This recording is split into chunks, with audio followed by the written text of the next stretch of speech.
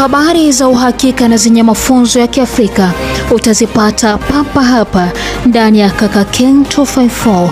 Kaka Ken 254, habari ni hapa. Spika wa bunge la taifa Moses Wetangula ametoa wito kwa wanaoandaa maandamano Jumatano Juni mwaka 2025 shiriki kwa amani ili kuepusha kupoteza mali na maisha.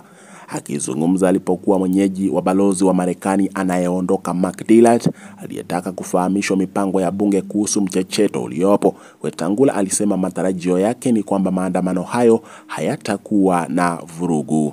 Balozi Dillard kwa upande wake alielezea wasiwasi kuhusu kile alichotaja kuwa utumizi wa nguvu kupita kiasi na mauaji ya mwanablog Albert Ojwang alipokuwa kwenye korokoro za polisi.